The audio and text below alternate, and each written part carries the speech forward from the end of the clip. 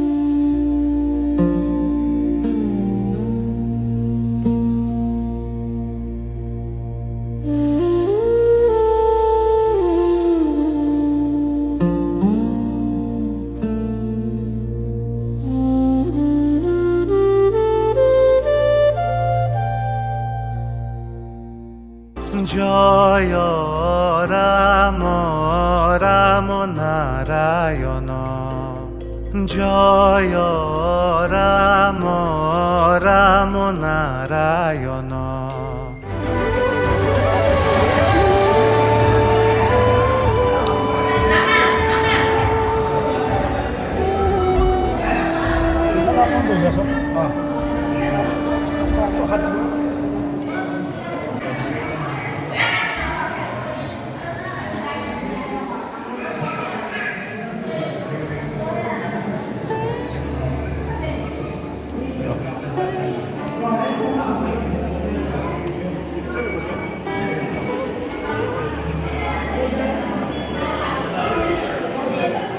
খটৰা সত্ৰৰ ঐতিহ্যৰ বিষয়ে কওকচোন।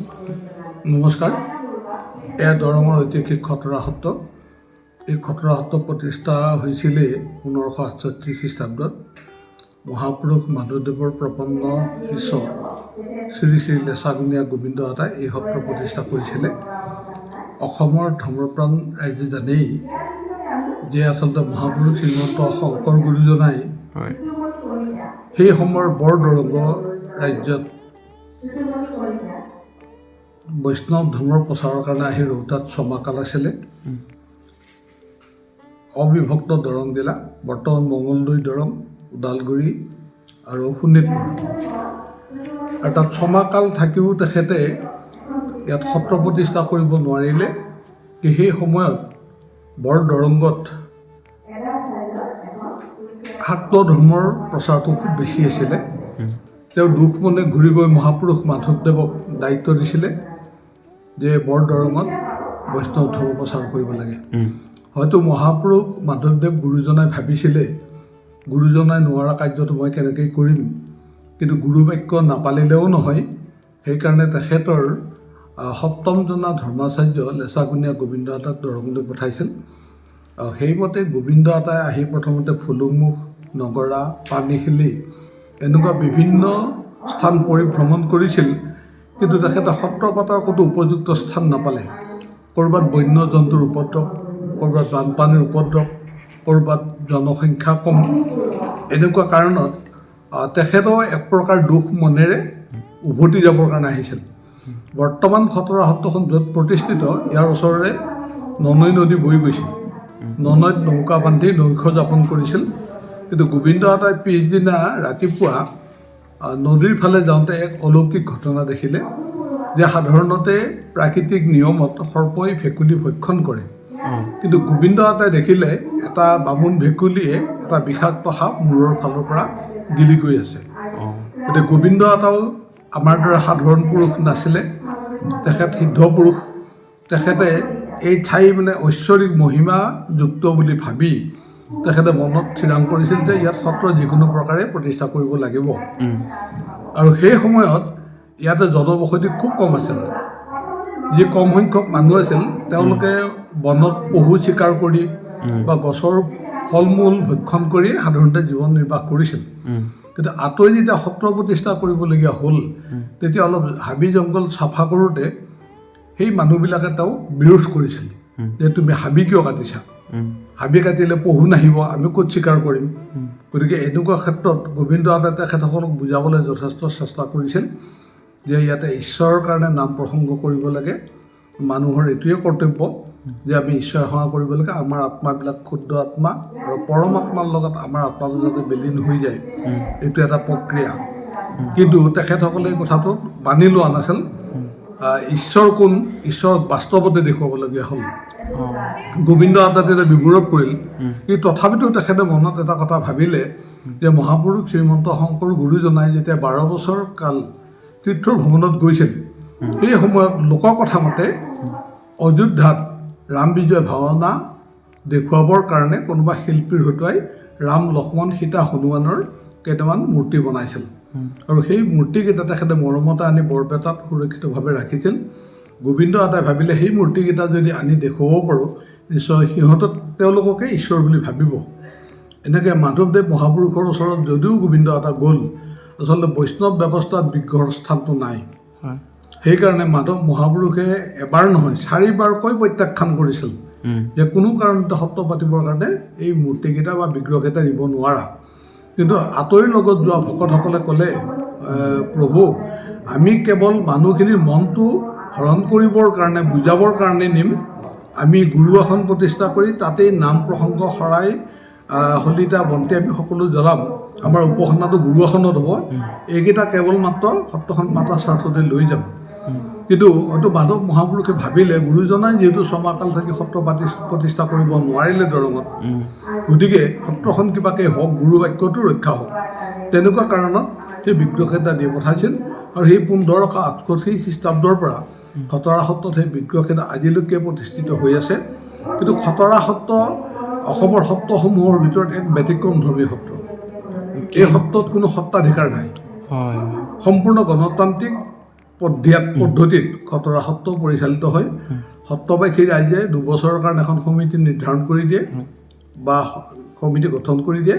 এই সমিতিয়ে সত্ৰৰ আন্তঃগাঁথনি, আভ্যন্তৰীণ দিশ, প্ৰশাসনিক দিশ, ধৰ্মীয়, আধ্যাত্মিক, সাংস্কৃতিক সকলো দিশ এই সত্ৰ পৰিচালনা সমিতিয়ে চম্ভালে আৰু কিছু উপসমিতিও গঠন কৰিলে কাৰ্য পৰিচালনাৰ সুবিধাৰ কাৰণে। গতিকে খতৰা সত্ৰত সেইমতে ক'ব গ'লে যে অসমৰ অন্যান্য সত্ৰৰ তুলনাত ব্যতিক্ৰমধৰ্মী সত্ৰাধিকাৰ নাই।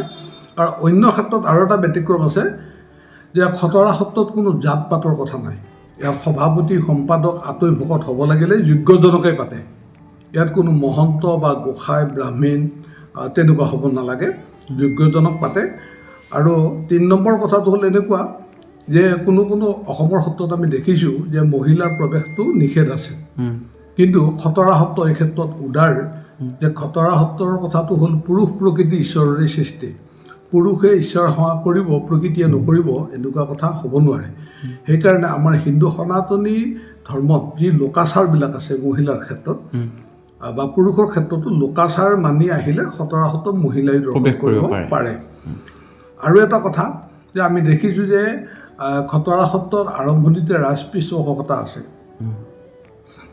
যে দৰঙী কোচৰজা চন্দ্ৰনাৰায়ণ আৰু ধৈৰ্য নাৰায়ণে এটা সময়ত গোবিন্দ আতাৰ ওপৰত কোনোবা দুষ্ট প্ৰকৃতিৰ মানুহে এটা গোচৰ লগাই দিছিল যে গোবিন্দ আতাই ইয়াতে গাভৰু ছোৱালী নচুৱাই ইয়াতে কিবা নৃত্য কৰে। আৰু তেতিয়া ৰজাই কটকী পঠাই গোবিন্দ আতাক মাতি নিছিল যে তুমি গাভৰু ছোৱালী নচুৱাইছা, কাৰণ আগৰতো আমাৰ প্ৰাচীন কালত মহিলাই অভিনয় কৰিব নোৱাৰে, গান গাব নোৱাৰে, নাচিব নোৱাৰে। গতিকে আচলতে গোবিন্দ আতাই যুৱক ল'ৰাকেই মহিলা সজাই আমাৰ পাছেতি মহোৎসৱত খতৰা সত্ৰৰ পালনীয় তিথি উৎসৱসমূহৰ ভিতৰত পাছেতি মহোৎসৱটো অত্যন্ত উলহ-মালহেৰে পতা বিশেষ আকৰ্ষণীয় উৎসৱ। সেইটো ভাদ আৰু আহিন মাহৰ সংক্ৰান্তিত হয়। তাত দধি মন্থন কৃষ্টিটো পৰিৱেশন কৰা হয়। তেতিয়া দৰঙী কোচৰজাই ক'লে ঠিক আছে, তেতিয়াহ'লে মোৰ ৰাজহাউলিত দধি মন্থন কৃষ্টি দেখুৱাব লাগিব। সেইমতে গোবিন্দ আতাই যুৱক ল'ৰাকেই গোপী সজাই ৰাজ দৰবাৰত দধি মন্থন কৃষ্টি পৰিৱেশন কৰিছিল। আৰু ৰজাই তেতিয়া কটকীৰ হতুৱাই আনকি সেই গোপীবিলাকক পৰীক্ষাও কৰাইছিল প্ৰকৃতাৰ্থত পুৰুষ নে মহিলা। কিন্তু গোবিন্দ আতাৰ যিটো দক্ষতা, এই দক্ষতাত ৰজা মোহিত হৈ তেওঁ সন্তুষ্ট হৈ খতৰা সত্ৰত বৰ্তমান থকা 47 বিঘা 3 কঠা মাটি দৰঙী কোচ ৰজাই দান দিছিলে আৰু সেই সময়ত কোনো ধৰণৰ কৰ কাটল লোৱা নাছিল আৰু সত্ৰত ব্যৱহাৰ কৰিবলগীয়া যথেষ্ট কাঁহ পিতলৰ বাচন দিছিল তাৰে যথেষ্টখিনি এতিয়াও আছে আৰু কিছু আমাৰ মানে নষ্ট হৈ গৈছে বা কিছু বা কোনো সময়ত প্ৰাকৃতিক দুৰ্যোগত বা চোৰৰ হাত লাগি কিছু নোহোৱা হৈছে আৰু খতৰা সত্ৰত যিকেইটা গোসাঁই বা বিগ্ৰহ আছে সেইবিলাকো পিন্ধাবৰ কাৰণে যিখিনি আৱশ্যকীয় সোণ সুবৰ্ণৰ মণিমুকুতা লগা আছিল সেইবিলাক ৰজাই দান দিছিল গতিকে ঐতিহাসিকভাৱে খতৰা সত্ৰত ৰাজপৃষ্ঠপোষকতা আছে আৰু এই ক্ষেত্ৰত আমি দৰঙী কোচ ৰজাৰ কথাখিনি প্ৰধানতঃ স্বীকাৰ কৰিব লাগিব আৰু পৰৱৰ্তী পৰ্যায়ত কিন্তু এটা কথা খতৰা সত্ৰ এই কাৰণেও ব্যতিক্ৰম বুলি আমি ক'ব পাৰোঁ যে ব্ৰিটিছ শাসনৰ সময়ত তেতিয়া বৰ্তমানৰ কীৰ্তন ঘৰ বা মণিকূট এনেকুৱা আকাৰত নাছিলে সাধাৰণ বাঁহ আৰু খেৰেৰে নিৰ্মিত আছিল সেই সময়ত ধুমুহা ধেনু কীৰ্তন ঘৰটো ভাঙি গৈছিল আৰু তেতিয়া ব্ৰিটিছৰ এজন মানে কৰ বিষয়া আজিৰ তাৰিখত আমি ৰাজচক্ৰ বিষয়া বুলি ক'ব লাগিব তহচিলদাৰ বুলি কৈছিল সেই সময়ৰ ভাষাত মহম্মদ দিদাৰুদ্দিন বৰা দিদাৰুদ্দিন বৰাই এদিন সপোনত দেখিছিল যে তেওঁ ঘোঁৰাৰে গৈ থাকোঁতে ক'ৰবাত ঘোঁৰা হৈ এতিয়া পৰি গ'ল ঘোঁৰাটো তেওঁ হেঁচি ধৰিলে উঠিব পৰা নাই আৰু সেই সময়ত এগৰাকী শুভ্ৰ পোচাক পিন্ধা মানুহে গৈ তেওঁক মানে তিৰস্কাৰ কৰিছিল তুমি ৰাজকীয় বিষয়া মোৰ সন্মুখেৰে সদায় অহা যোৱা কৰা মোৰ ঘৰটো পৰি আছে চাবলৈ আহৰি নাই তুমি কি ৰাজ বিষয়া হ'লা এনেকৈ তিৰস্কাৰ কৰাত তেওঁ সপোনৰ পৰা যেতিয়া দিঠক পালে তেতিয়া তেওঁ মানে মেমৰিত সেই কথাখিনি আনিবলৈ চিন্তা কৰিছিল যে আচলতে মই ক'ত পঢ়িছিলোঁ সপোনৰ কাহিনীটো ক'ত পিছদিনা তেওঁ ঘোঁৰা লৈ আহি ইয়াতে ৰাইজক সোধাত ক'লে যে আমাৰ নামঘৰটো ভাঙি পৰি আছে তেতিয়া মহম্মদ দিদাৰুদ্দিন বৰা আহিল আহি উঠি ৰাইজক মাতিলে ক'লে যে আমি পৃষ্ঠপোষকতা কৰিম আপোনালোকে নামঘৰটো বনাব লাগে আৰু সকলোৱে ওলাই আহক গতিকে খতৰা সত্ৰত যিখন বৰফলি আছে সেই বৰফলিত এতিয়াও মহম্মদ দিদাৰুদ্দিন বৰাৰ নামটো উল্লেখ আছে গতিকে বৰ্তমান সময়ত আমাৰ ধৰ্মীয় ক্ষেত্ৰত কিছুমান কথা বাৰে বাৰে সমাজত মানে প্ৰচলিত হৈছে আলোচনা হয় গতিকে সেইফালৰ পৰা কিন্তু আমি এটা গৌৰৱ কৰিব পাৰোঁ যে খতৰা সত্ৰ প্ৰকৃতাৰ্থত মহাপুৰুষ শ্ৰীমন্ত শংকৰদেৱ আৰু মাধৱ গুৰুজনাৰ যে বৰ অসম গঢ়া এক বৃহত্তৰ অসমীয়া জাতি গঢ়াৰ যিটো পদক্ষেপ আছিল তেখেতে নিজেও মানে এগৰাকী ইছলামধৰ্মী লোকক শৰণ ভজন দি চাংখাইক শিষ্যত্ব প্ৰদান কৰিছিল গতিকে সেইফালৰ পৰা আমি ক'ব পাৰোঁ যে খতৰা সত্ৰ সমন্বয়ৰ হেতু খতৰা সত্ৰ যদিও বৈষ্ণৱ আদৰ্শত প্ৰতিষ্ঠিত খতৰা সত্ৰ সেৱকীসকলৰ ক্ষেত্ৰত উদাৰ এটা শাক্ত শৈৱ বৈষ্ণৱ গাণপত্য সকলো শ্ৰেণীৰ ভকত খতৰা সত্ৰ দৰ্শন কৰিবলৈ আহে আৰু বিশেষকৈ আমাৰ বড়ো জনজাতিৰ লোকসকল বা আমাৰ চাহ বাগানীয়া জনজাতিসকল নেপালী ভাইসকল বঙালীসকল চাওতালীসকল সকলোৱে খতৰা সত্ৰ দৰ্শন কৰে আনকি এতিয়া আমি দেখিছোঁ যে কোনো ইছলামধৰ্মী লোকে কয় যে সপোন দেখিছোঁ খতৰা সত্ৰত মিঠাতেল দিব লাগে মই এটিং আৰু আগৰবাতি দিব লাগে দিব পাৰিমনে আমি কিন্তু দিব দিওঁ গতিকে নহ'লে যদি আমি এইখিনি গ্ৰহণ নকৰোঁ নিশ্চয় গুৰুজনাৰ আদৰ্শত আমি নস্বাত কৰা হ'ব সেইকাৰণে তেখেতসকলৰ অৱদান আছে আৰু খতৰা সত্ৰৰ আন্তঃগাঁথনি উন্নয়নৰ ক্ষেত্ৰত এই দৰঙী কোচ ৰজাৰ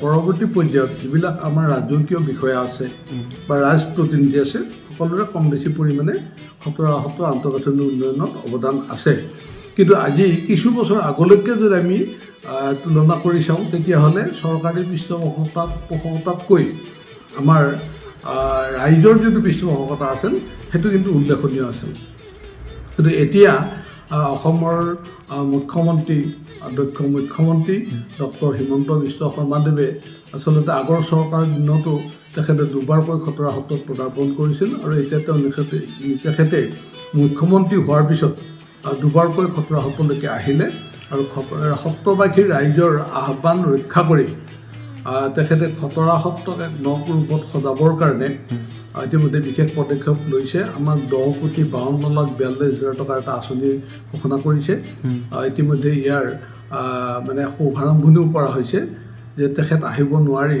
আমাৰ মঙলদৈ দৰঙৰ সাংসদ দিলীপ শইকীয়া মহোদয়ক দায়িত্ব দিছিল আৰু আমাৰ স্থানীয় বিধায়ক ডক্টৰ পৰমানন্দ ৰাজবংশীদেৱৰ সহযোগত তেখেতসকলে সেই আৰম্ভণিটো শুভাৰম্ভ কৰিছে আৰু ব্যক্তিগতভাৱে মই এইটো কথাও ক'ব লাগিব যে আমাৰ বিধায়ক ডক্টৰ পৰমানন্দ ৰাজবংশীদেৱ আমাৰ সত্ৰৰ নিকটৱৰ্তী লোক আৰু তেখেতে দৰঙী লোককৃষ্টিৰ প্ৰতি যথেষ্ট ধাউতি থকা ব্যক্তি আৰু খতৰা সত্ৰৰ আন্তঃগাঁথনি উন্নয়নত তেখেতৰো বিধায়ক হিচাপে অৱদান আছে যে সত্ৰৰ চৌহদৰ যিখিনি CC ব্লক লগাইছে এইখিনি কিন্তু তেখেতৰ পিছত অৱদানে হৈছে আৰু সত্ৰৰ সংযোগী আমাৰ গ্ৰাম্যত 3টা উপপথ তেওঁ CC ব্লক লগাই দিছে আৰু প্ৰায় 10 লাখ টকা ব্যয় কৰি ইয়াতে ভক্ত দৰ্শনাৰ্থীসকলৰ সুবিধাৰ কাৰণে এটা টয়লেট ছেট কৰিছে মানে মহিলাৰ কাৰণে সুকীয়াকৈ আৰু পুৰুষৰ কাৰণে সুকীয়াকৈ আৰু ভৱিষ্যতৰ দিনতো তেনেকুৱা তেখেতসকলে হয়তো সত্ৰখনৰ আন্তঃগাঁথনি উন্নয়নত সহায় কৰিব আৰু সত্ৰৰ আমাৰ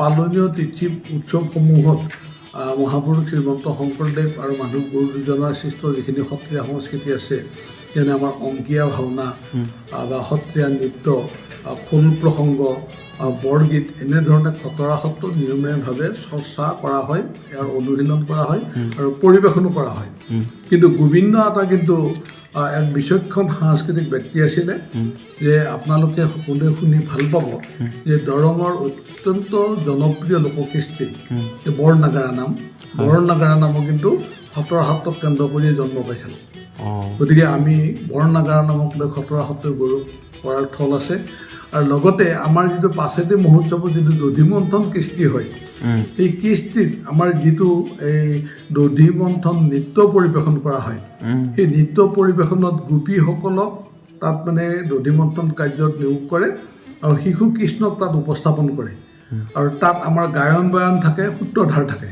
গতিকে এই গায়ন বায়নৰ সূত্ৰধাৰৰ আধাৰত আৰু গুৰু দুজনাৰ সৃষ্ট যি অংকীয়া নাট আছে সেই অংকীয়া নাটৰ আধাৰত দৰঙী খুলীয়া ভাৱৰীয়া গোবিন্দ আজাৰ নিজস্ব সৃষ্টি আছিল গতিকে এই দৰঙী খুলীয়া ভাৱৰীয়া খতৰা সত্ৰত এতিয়াও চৰ্চা হৈ আছে বা আমি পৰিৱেশন কৰোঁ আমাৰ ইয়াত সুকীয়াকৈ অংকীয়া ভাওনা আৰু খুলীয়া ভাৱৰীয়াৰ দল আছে আৰু খতৰা সত্ৰত আমাৰ বিশেষকৈ পালনীয় তিথি উৎসৱসমূহত খোল প্ৰসংগ কৰা হয় সেই খোল প্ৰসংগত মই দেখিছোঁ যে অসমৰ কেইবাখনো সত্ৰত আমাৰো সৌভাগ্য হৈছে দৰ্শন কৰিবৰ কাৰণে মানে অন্যান্য সত্ৰত নোহোৱা এটা কৃষ্টি আছে যে আমাৰ বায়নসকলে নিজৰ মানে এই শৰীৰটো মাটিত লগাই খোলটো মাটিত নলগাকৈ এটি বাদ্যৰে খোল নৃত্য কৰে সেইটো খোলৰ গাড়ী বাগৰ বুলি কয় মাটিত বাগৰি খোলটো লগাই গাড়ী বাগৰ খোলটো মাটিত নালাগে কিন্তু মানুহকেইজন মাটিত বাগৰি এই বিশেষ সেৱক এটা ভংগীমাৰে খোল বজায় গতিকে সেইটো গায়ন বায়ন আমাৰ খোল প্ৰসংগৰ পিছত সেইটো বিশেষ ভংগীমাৰে এটা গাড়ী বাগৰ নৃত্যটো পৰিৱেশন কৰে গতিকে অসমৰ অন্যান্য সত্ৰত নাই সেইটো এটা খতৰা সত্ৰৰ বিশেষ মহত্ব বুলি ক'ব পাৰি বা বৈশিষ্ট্য বুলি ক'ব পাৰি আৰু আমাৰ ইয়াত আৰু এটা কথা আছে যে আমাৰ বৰগছা প্ৰজ্বলন হয় মহাপুৰুষ শ্ৰীমন্ত শংকৰদেৱ গুৰুজনাৰ যে চকুৰি বিশিষ্ট ভকত আছিল এই বিশিষ্ট ভকতসকলৰ সোঁৱৰণত 120টা বন্তিৰ এটা গছা আছে আৰু ওপৰত এটা গুৰুবন্তি আছে সেইটো গুৰুজনাৰ নামত সেইটো বিশেষ উদ্দেশ্যত মানে এই বন্তিটো প্ৰজ্বলন কৰা হয় সেইটো লোককথা মতে মানে আমাৰ এইবিলাক সেৱকীয়ে ব্যক্তিগত কাৰণত সেই বন্তি প্ৰজ্বলন কৰিব লাগে যথেষ্ট নীতি নিয়মৰ কথা আছে তাত শৰাই অৰ্পণৰ কথা আছে কিমান সামগ্ৰী লাগিব সেই ঠিক তেনেকুৱা এটা বিশেষ আধ্যাত্মিক পৰম্পৰাৰে সত্ৰত বৰগছৰ প্ৰজ্বলন হয় আৰু আমাৰ সত্ৰৰ পালনীয় তিথি উৎসৱসমূহতো এই বৰগছৰ প্ৰজ্বলন কৰা হয় গতিকে খতৰা সত্ৰত পালনীয় তিথি উৎসৱসমূহৰ ভিতৰত বহাগত আমাৰ দৰঙীত দেউল হয় জেঠ মাহৰ প্ৰথম সপ্তাহৰ শনিবাৰ আৰু ৰবিবাৰত আমাৰ ৰাইজৰ বৰসভা হয় তাত দৰঙী লোককৃষ্টিৰ বিয়া সংগীত পৰিৱেশন হয় আমাৰ আতৈ ভকতসকলে থিয় নাম পৰিৱেশন কৰে খোল প্ৰসংগ কৰে তাৰপিছতে আমাৰ সত্ৰৰ প্ৰতিষ্ঠাপক গোবিন্দ আতাৰ তিৰুভাৱ তিথি বা গুৰু দুজনা তিৰুভাৱ তিথি এইখিনি সত্ৰত পালন কৰা হয় আৰু আৱিৰ্ভাৱ তিথিখিনিও পালন কৰা হয় আৰু আমাৰ মাঘ মাহৰ যিটো পূৰ্ণিমা তিথি সেইটো মাঘী পূৰ্ণিমা আমি খতৰা সত্ৰত আমাৰ সত্ৰৰ প্ৰতিষ্ঠাপকৰ জন্মতিথিটো গোবিন্দ জয়ন্তী হিচাপে পালন কৰোঁ সেইটো মাঘী পূৰ্ণিমাত হয় খতৰা সত্ৰৰ গোবিন্দ জয়ন্তী কিন্তু আমি সুকীয়াকৈ নামেই কৰিছোঁ যে খতৰা সত্ৰৰ গোবিন্দ জয়ন্তী অৰ্থাৎ আমাৰ সত্ৰৰ প্ৰতিষ্ঠাপকৰ জন্ম তিথি ঠিক এনেধৰণে দেখিছোঁ যে আমি 2006 চনত ইয়াতে এটা বৃহৎ অনুষ্ঠান কৰিছিলোঁ 438 বছৰীয়া জয়ন্তী গোটেই দৰঙৰ ৰাইজে ইয়াত মানে সহযোগ কৰিছে। অসমৰ বিভিন্ন প্ৰান্তৰ মানুহে আমাক বিভিন্ন ধৰণৰ সহযোগ আগবঢ়াইছে। আকৌ 2010 বৰ্ষত অসম সত্ৰ মহাসভাৰ ৫ম সেতুবন্ধ সমাৰোহ কৰিলোঁ। ইয়াত অসমৰ বিভিন্ন সত্ৰৰ প্ৰতিনিধি সত্ৰৰ হাতলৈকে আহিছে আৰু 2020 বৰ্ষত আমি সত্ৰৰ 450 বছৰীয়া জয়ন্তী অনুষ্ঠিত কৰিছোঁ। গতিকে এই অনুষ্ঠানত অসমৰ বিভিন্ন প্ৰান্তৰ পৰা মানুহ আহিছে। খতৰা সত্ৰৰ যিটো ঐশ্বৰিক মহিমা বা ইয়াৰ ইতিহাস ঐতিহ্য অসমৰ বিভিন্ন প্ৰান্তত প্ৰচাৰ হৈছে। গতিকে এতিয়া লোকাৰণ্য হয়, দিনে নিশাই খতৰা সত্ৰত যথেষ্ট ভকত আহে। ইয়াৰ উপৰিও মানে ভাৰতৰ বাহিৰৰ অন্যান্য ৰাষ্ট্ৰৰ পৰ্যটকেও খতৰা সত্ৰ দৰ্শন কৰে। গতিকে এক কথাত ক'ব গ'লে যে খতৰা সত্ৰ অসমৰ সত্ৰসমূহৰ ভিতৰত এখন বিশিষ্ট সত্ৰ, যাৰ এই সত্ৰৰ এটা স্বকীয়তা আছে। আমি আশা ৰাখিম যে 400 প্ৰতিষ্ঠাৰ গৌৰৱময় 458 বছৰ হ'ল। গতিকে এই 458 বছৰীয়া ইতিহাস ঐতিহ্য বা ইয়াৰ মহিমাৰ কথা সংক্ষেপতে কৈ শেষ কৰাটো সম্ভৱ নহ'ব। গতিকে আমি আমাৰ সত্ৰৰ সাহিত্য শাখাক ধন্যবাদ দিব লাগিব। আপোনালোকে সাহিত্য শাখাৰ এই মানে পুথিভঁৰালতে বহি আছে। গতিকে আমি এইখিনি অসমৰ ৰাইজে যাতে সুন্দৰভাৱে জানিব পাৰে তাৰ কাৰণে আমি যথেষ্ট গ্ৰন্থ প্ৰকাশ কৰিছোঁ। গতিকে ইচ্ছুক মানে পাঠকবিলাকে নিশ্চয় আমাৰ সত্ৰৰ পৰা পুথিও সংগ্ৰহ কৰিব পাৰিব। আমি যিসকলে খতৰা সত্ৰলৈকে আগতে অহা নাই, আমি সেইসকলক আমি সত্ৰ সমিতিৰ তৰফৰ পৰা বিনম্ৰভাৱে অনুৰোধ যাচিম। আমাৰ কথাৰে হয়তো আপোনালোকে গোটেই কথাখিনি বুজি পোৱাত অসুবিধা হ'ব পাৰে। খতৰা সত্ৰত আহিলে নিশ্চয় আপোনালোকে খতৰা সত্ৰৰ ইতিহাস ঐতিহ্য বা ইয়াৰ ঐশ্বৰিক মহিমা, ইয়াৰ গৰিমা উপলব্ধি কৰিব। গতিকে আমি সকলো ধৰ্মপ্ৰাণ ৰাইজক খতৰা সত্ৰ দৰ্শন কৰিবৰ কাৰণে আমি আহ্বান যাচিলোঁ। ধন্যবাদ।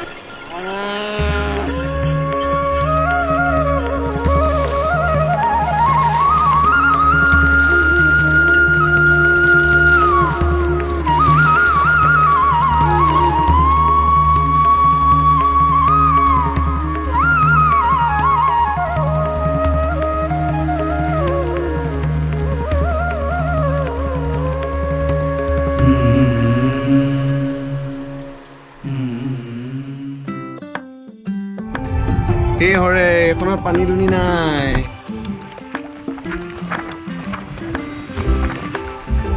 কি আছিলে নামটো? গলন্দী।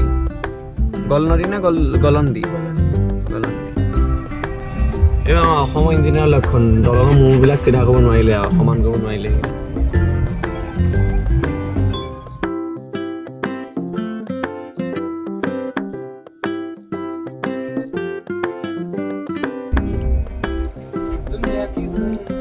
আজি ডাইলেছ